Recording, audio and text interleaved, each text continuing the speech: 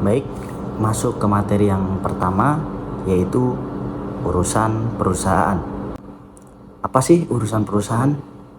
Urusan perusahaan merupakan segala macam urusan, baik yang bersifat material, berwujud benda, maupun yang bersifat imaterial, yang bukan berwujud benda, yang termasuk dalam lingkungan perusahaan tertentu. Contohnya yaitu seperti harta kekayaan perusahaan dan usaha atau kegiatan perusahaan. Menurut aspek hukum, urusan perusahaan itu dibagi menjadi dua. Yang pertama yaitu berupa harta kekayaan, dan yang kedua berupa usaha perusahaan. Yang pertama, usaha perusahaan yang berupa harta kekayaan, yaitu segala benda yang dapat diperalihkan kepada pihak lain, baik sendiri-sendiri terpisah dari perusahaan maupun secara bersama-sama dengan perusahaan sebagai satu kesatuan. Lalu yang kedua, urusan perusahaan yang berupa usaha perusahaan, itu terdiri atas perbuatan hukum dan produk atau kegiatan yang dihasilkan. Lalu urusan perusahaan itu terdiri dari tiga. Yang pertama, benda tetap atau tidak bergerak. Yang kedua, benda tidak bergerak. Yang ketiga, yang bukan benda. Yang pertama, benda tetap atau tidak bergerak. Itu contohnya seperti bangunan, tanah, dan lainnya. Yang kedua, benda tidak bergerak. Itu seperti mobil, barang dagangan, piutang, dan lain-lain. Lalu yang ketiga, yang bukan benda. Itu contohnya seperti hutang, pelanggan, relasi, dan lain-lain. Setelah kita mengetahui pengertian daripada urusan perusahaan, bahwa dalam menjalankan sebuah perusahaan, salah satu hal yang paling mendasar untuk dipahami adalah harta kekayaan perusahaan, atau yang dalam dunia akuntansi kita kenal sebagai aset. Jadi, aset bukan sekedar daftar barang yang dimiliki perusahaan, namun lebih dari itu, aset adalah fondasi kekuatan finansial sebuah bisnis. Secara sederhana pula, ada pula pengertian daripada harta kekayaan perusahaan adalah seluruh sumber daya ekonomis yang dimiliki atau dikuasai oleh perusahaan dan diharapkan dapat memberikan manfaat ekonomi di masa yang akan mendatang. Secara umum, kita mengenal 4 klasifikasi utama harta kekayaan perusahaan. Pertama, ada aset bergerak, kedua, aset tidak bergerak, ketiga, aset berwujud, dan yang keempat, aset tidak berwujud.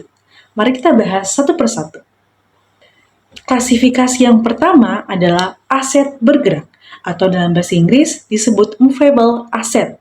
Sesuai namanya, aset bergerak adalah harta perusahaan yang dapat dipindahkan dari satu lokasi ke lokasi lain tanpa merusak atau mengubah fungsinya. Jadi contoh yang paling mudah kita temui adalah kendaraan operasional seperti mobil dinas, truk pengangkut barang, hingga kendaraan alat berat yang dapat digunakan di lapangan. Selanjutnya ada mesin dan peralatan. Ini mencakup mesin produksi di pabrik, ada juga peralatan konstruksi, generator listrik, dan berbagai alat pendukung operasional lainnya. Kemudian, perlengkapan kantor. Ada seperti komputer, laptop, printer, dan furniture kantor yang pastinya bisa dipindahkan sewaktu-waktu.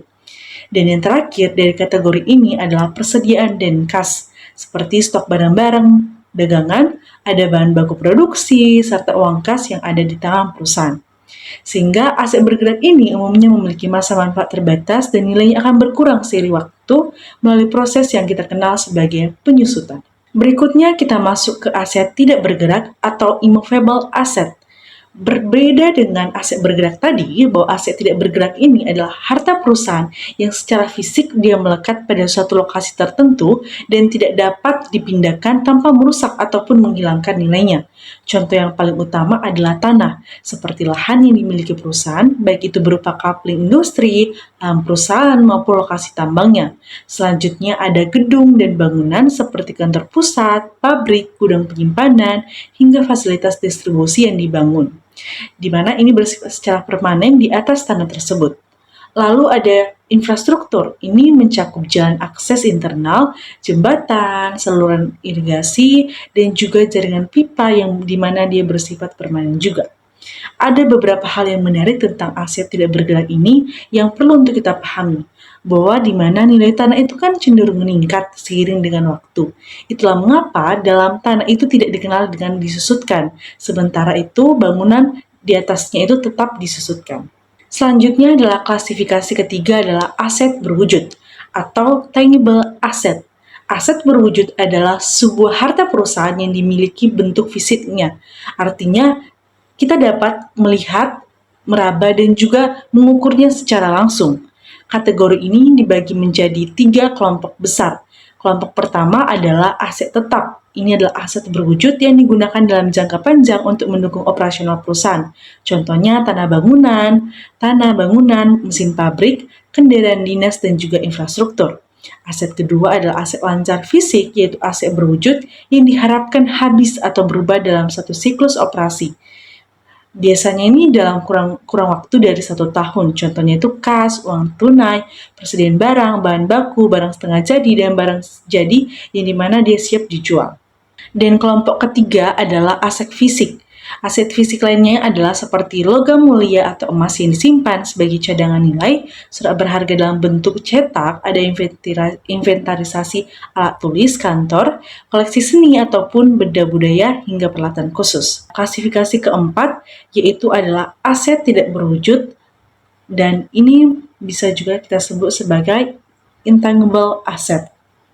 Aset tidak berwujud adalah harta perusahaan yang tidak memiliki wujud fisik, namun tetap memberikan nilai ekonomi yang nyata dan menciptakan keunggulan bagi kompetitif lainnya di dalam suatu perusahaan. Di era ekonomi modern seperti sekarang ini, aset tidak berwujud bahkan seringkali lebih bernilai dibandingkan aset fisiknya. Contohnya adalah yang pertama adalah merek dagang atau trademark, seperti nama merek, logo, dan identitas visual perusahaan yang sudah terdaftar dan dilindungi secara hukum.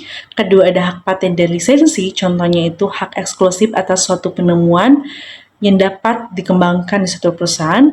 Ketiga ada perangkat lunak dan sistem, yaitu software kepemilikan. Ada juga goodwill, di mana dia mencerminkan reputasi, loyalitas pelanggan, dan juga hubungan bisnis. Kelima ada hak cipta dan kekayaan intelektual seperti karya kreatif, desain industri, dan rahasia dagang. Dan yang terakhir atau yang keenam adalah kontrak dan waralaba. Ini adalah merupakan perjanjian eksklusif dan hak waralaba yang memberikan keuntungan ekonomis dalam jangka panjang. Baik, yang pertama, mari kita bahas pengertian dan dasar hukum dokumen perusahaan. Menurut pasal 1 angka 2 Undang-Undang Nomor 8 Tahun 1997 tentang dokumen perusahaan adalah segala catatan yang digunakan perusahaan untuk menjalankan kegiatan usahanya, baik yang bersifat keuangan maupun non-keuangan. Secara umum, dokumen perusahaan dibagi menjadi 2 jenis, yaitu dokumen keuangan dan dokumen lainnya. Adapun dasar hukum yang mengatur dokumen perusahaan antara lain, pertama, Undang-Undang Nomor 8 Tahun 1997 tentang dokumen perusahaan, yang kedua, Undang-Undang Perseroan Terbatas atau UU PT, yang ketiga, Kitab Undang-Undang Hukum Dagang atau KUHD, serta Peraturan Pemerintah Nomor 87 Tahun 1999. Selanjutnya, mengenai penyimpanan, pemindahan, dan pemusnahan. Selanjutnya kita akan masuk ke bagian yang sangat penting, yaitu mengenai penyimpanan, pemindahan, dan pemusnahan dokumen perusahaan. Perusahaan wajib menyimpan dokumennya dalam jangka waktu sebagai berikut. Yang pertama, dokumen keuangan harus disimpan selama 30 tahun dan dokumen lainnya disimpan selama 10 tahun. Penyimpanan dokumen ini menjadi kewajiban pimpinan perusahaan. Artinya, direktur atau pemimpin perusahaan bertanggung jawab penuh atas keamanan dan kelengkapan dokumen tersebut. Selain itu, dokumen perusahaan juga dapat dipindahkan ke dalam media elektronik, serta dapat dimusnahkan setelah jangka waktu simpan berakhir dengan tata cara yang telah diatur dalam peraturan perundang-undangan. Selanjutnya akan dilanjutkan oleh teman saya.